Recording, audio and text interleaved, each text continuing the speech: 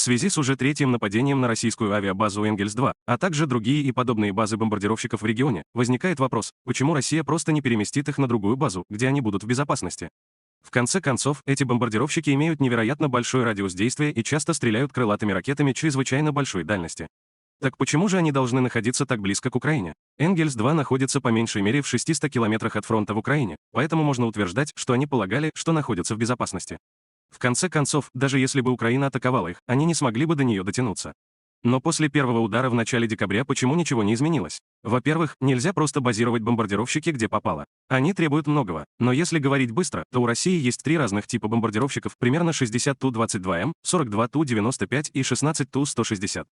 Ту-22М меньшие по размеру, с меньшей дальностью полета, и до относительно недавнего времени они несли только тупые бомбы и противокорабельные ракеты, которые использовались в Украине, но они не несут крылатых ракет большой дальности, таких как Х-101.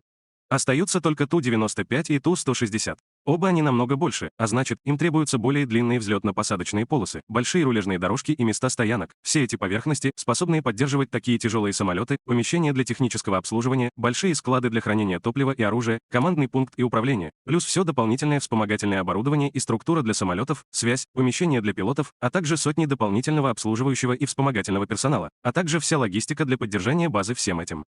Все это сужает возможности для эксплуатации бомбардировщиков. И это проблема не только России, но и США, и Китая, и всех остальных.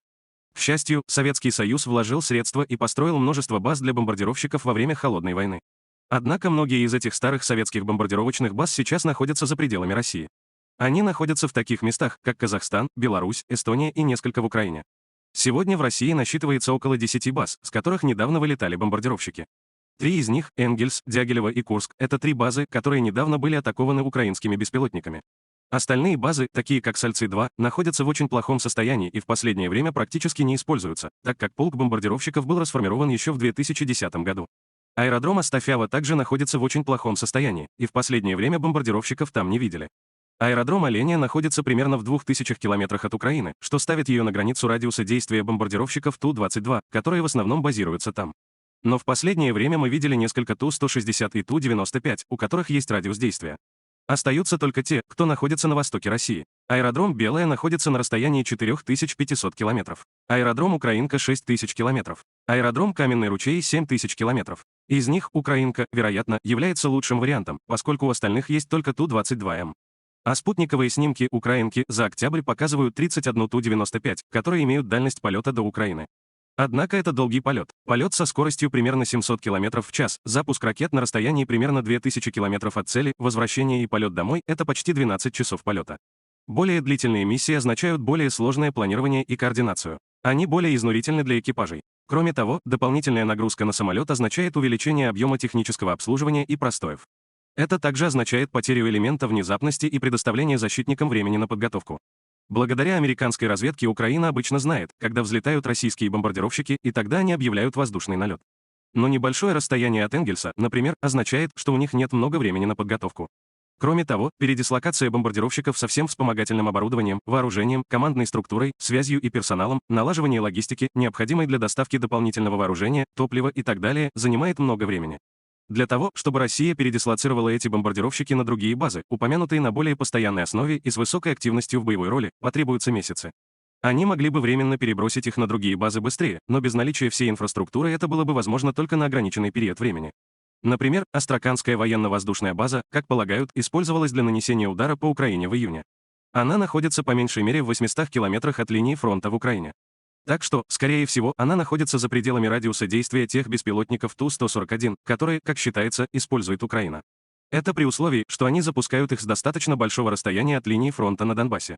Оленя, упомянутая ранее, является еще одной. У него достаточно большая взлетно-посадочная полоса длиной 3500 метров, на которой могут разместиться Ту-95 и Ту-160.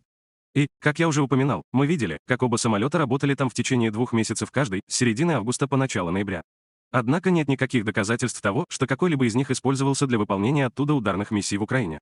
Кроме того, сейчас, когда наступила зима, операции с баз, особенно временных, становятся более опасными. Например, Ту-22М разбился при посадке в Олене в январе 2019 года. Холодная погода и снег также усложняют проведение таких элементарных вещей, как техническое обслуживание, поскольку ни на одной из упомянутых баз, кроме Дягилева, нет ангаров, достаточно больших для хранения самолетов. Для сравнения, все американские базы бомбардировщиков и все китайские базы имеют достаточно просторные ангары для своих бомбардировщиков. Другой вопрос — рассредоточение. Если у России действительно нет других вариантов, кроме как действовать с этих баз, находящихся под угрозой со стороны Украины, то ей нужно придумать, как минимизировать этот риск. Снова и снова мы видим российские бомбардировщики, просто припаркованные плотно друг к другу под углами. С конца ноября, непосредственно перед первой атакой, даже через несколько дней после атаки в начале декабря, а теперь снова в конце декабря после 2 ударов со стороны Украины. Этот снимок также был сделан всего через час после третьей атаки. Повреждений не видно, и губернатор Саратовской области утверждает, что был сбит беспилотник. Но здесь также видны остатки укреплений, построенных советскими войсками. Они предназначены на случай взрыва, либо случайного, либо в результате нападения. Это не повредит другим самолетам, находящимся поблизости. Сейчас Россия не поддерживает их в рабочем состоянии, и ни один самолет не парковался там уже несколько десятилетий. На более новых снимках видно, что они построили несколько небольших взрывных стен, и они, кажется, немного больше рассредоточили свои бомбардировщики, но это все равно не намного больше для их защиты. И, наконец, противовоздушная оборона. У них действительно есть несколько С-400 вблизи базы. Однако эти системы большой дальности предназначены скорее для самолетов и других высоколетящих ракет. Крылатые ракеты, летящие ниже, трудно обнаружить до последних мгновений, и в этот момент С-400 не представляет особой ценности. Именно поэтому наряду с ПВО дальнего радиуса действия обычно развертываются ПВО меньшего радиуса действия и точечные ПВО. Например, американские эсминцы имеют ракеты ПВО большой дальности, такие как СМ-6, средней дальности с ИССМ, а также точечную защиту, такую как Фалан. Например, «Панцирь» и «Тор» лучше оснащены, чтобы быстро реагировать и перехватывать крылатые ракеты в тот момент, когда они появляются над горизонтом, а это всего лишь десяток другой километров. А что касается причин неудачи, то здесь все непросто. Из-за малого количества времени, отведенного на реакцию, оператору приходится принимать решения в считанные секунды. И мы видели, как система ПВО «Тор» сбила гражданский авиалайнер в Иране еще в 2020 году. Так что это сложная работа с очень ограниченным временем, чтобы проверить и сделать правильный выбор. Кроме того, российские источники утверждают, что они сбили несколько беспилотников, а в атаке 5 декабря им удалось сбить только один. При атаке 26 декабря они утверждают, что беспилотник действительно был сбит, но его обломки упали на базу, причинив ущерб. Таким образом, в заключение хочу сказать, что у России мало хороших вариантов для других баз. Есть несколько более удаленных и безопасных для беспилотников, но опять же, большая удаленность усложняет операции, а перебазирование требует времени. За последний месяц мы видели меньшее количество бомбардировщиков под углом, но несколько все еще остаются. Единственный другой вариант — остаться и усилить охрану базы, построить больше укреплений и рассредоточить бомбардировщики, чтобы один удар не уничтожил или не повредил несколько, и усилить противовоздушную оборону. Именно это, похоже, и делает Россия. В конце концов, у Украины, похоже, нет большого количества этих беспилотников. В противном случае, похоже, они использовали бы их раньше или запускали бы большее количество в каждом ударе, чтобы уничтожить как можно больше бомбардировщиков, прежде чем Россия адаптируется.